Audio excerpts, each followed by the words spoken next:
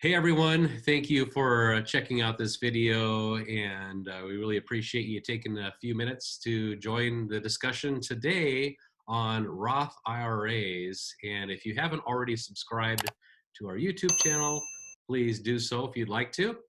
And I'm going to introduce to you all the way from the great state of Nebraska, Omaha, Nebraska, Mr. Jonathan Summers.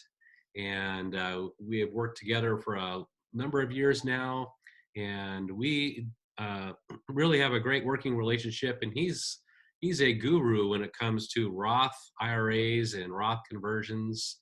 And so, Jonathan, say hey to everyone. Hey everybody, glad to be here. Rick, thanks for having me.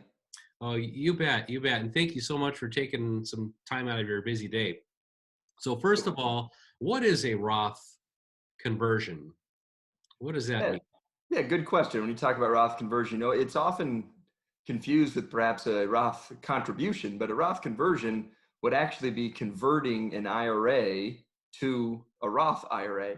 It's usually a one-time transaction where you're taking pre-tax dollars and then converting them to a Roth IRA, which Roth IRAs, the advantages there, you're able to grow tax-free and distribute tax-free as well. So that's kind of the advantage, one of the advantages of a Roth IRA. But when we talk about what is a Roth IRA or what is a Roth conversion, that is what we're talking about. We're talking about converting pre-tax dollars to after-tax Roth IRA dollars. Okay.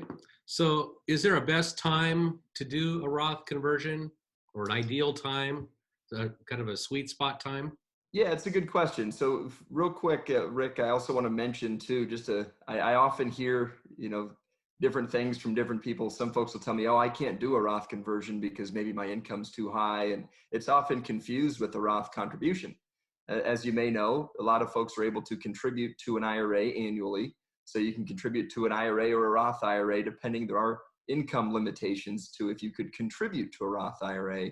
But when it comes to Roth conversion, there are no longer any limitations due to income, due to regulation. That's changed. So when I look at when do you want to consider doing a Roth, maybe a Roth conversion, generally they're done towards the end of the year because you have a little better idea of how much you've paid already in taxes or what the tax liability might be if you did a conversion. But also when you do a conversion from an IRA to Roth, you are going to be paying taxes on those dollars today versus later. IRAs, traditional IRAs are deferred, so you pay taxes when you take the distributions. Well, when you do a conversion, it'd be considered a distribution because you're converting it from pre-tax to after-tax with the Roth account. So when you do that, generally speaking, it's best to do towards the end of the year when you have a pretty good idea of what your expenditures are going to be. And I also, I think about someone who's at or near retirement thinking about Roth conversion. Usually it's not a great idea perhaps to consider if you're still in your high income earning years. So if you're still working and you're in a higher tax bracket, that may not be the best time to consider a conversion. Oftentimes we see those that are retired and their income is now lower. That might be the right time to be talking about, is a Roth conversion right for me? Okay, so someone that retires and leaves their job and now has a lower income, and maybe a year goes by and they are considering converting to a Roth IRA, that would be a good situation for them potentially.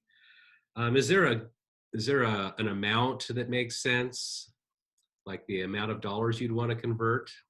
Does Yeah, that, it's a does that factor great into question.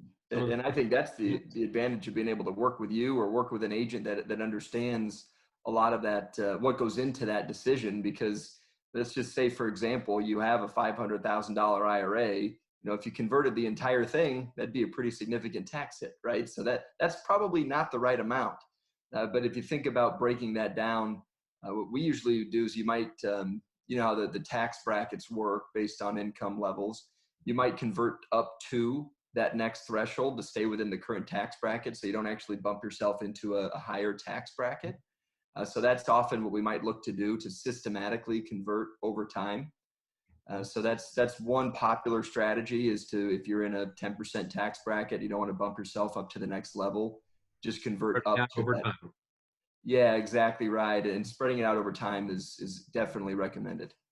So what are the downsides versus the upsides of Roth conversions in your Yeah. mind? Yeah, it's all about trade-offs, Rick. And a lot of things when you're saving or you're at or near retirement, it is about trade-offs. Whether you spend those dollars today or whether you spend them later, that's definitely something to consider. So when you're talking about the pros and cons, the biggest con is you're going to pay taxes today, and you really need to wait 5 years after you do a Roth conversion for those dollars to be tax-free to be able to take them out in distribution. So a couple things to consider. Do you want to pay taxes today or do you want to pay taxes later? The advantage of a Roth IRA is it's able to grow tax-free, and when you distribute the funds, it's distributed tax-free. Another advantage for some is you don't have to take a required minimum distribution on a Roth IRA, where you do on a traditional IRA. So if somebody did a very good job of perhaps over saving in pre-tax accounts like IRAs or their 401k, they might get into retirement and realize, okay, I have a little bit of a problem. I'm going to have a significant RMD when I hit 72 now. That's the required minimum distribution. Yeah, thank you. That's the required minimum distribution age at 72. So that might mean at 65, you start 66 when you might retire, you start considering converting some of those dollars, reducing your required minimum distribution obligation, and starting to create that tax-free bucket that you can draw from later on in retirement. Again, that would also accumulate and grow tax-free. And it seems like with the way things are going, the taxes aren't going to be going down anytime soon. Yeah. I wish we could say that they were, but I think you talk to everybody or anybody that's really on that side of the aisle, taxes are most likely going up. If you look at where taxes have been and where taxes are today, the old adage of taxes are on sale right now, I think applies, because we're in a fairly low average tax bracket compared to where we've been in the past. And, again, talking about trade-offs, Rick, we've spent a lot of money. The government has spent a lot of money with COVID. There's been a big tax bill. So the debt continues to rise. Taxes is probably going to have to follow suit. We've been talking about the debt since before COVID, and now everything has really been exasperated on steroids when it comes to the debt. So that's exactly right. So again, the biggest thing about Roth conversion, it's a nice opportunity to be able to set yourself up later to have another tax-free bucket to draw from for living in retirement. And also it's great from an estate value. If you think about, if you're transferring wealth in an IRA, you're also transferring that tax obligation. And so, if you are passing money down from one generation to the next, and that generation happens to be in their higher earning years, if it's in a traditional IRA, they're going to have to pay taxes on that versus a Roth IRA, which would be tax-free. So another thing to consider is what's going to be the most advantageous way to either pass money down from husband to wife to the kids, to the next generation, whatever it might be. Roth can be a better way to do that from a tax perspective. So the overall goal is to try to keep as much money as you can and pay as little as taxes as you have to.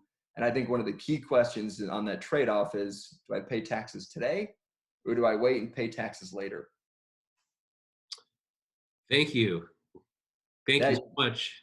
That was very, very informative and very helpful. And I hope those of you watching have been able to glean one or two or more things from this video. And also, please subscribe if you haven't already. Thanks a bunch. Thanks, Rick.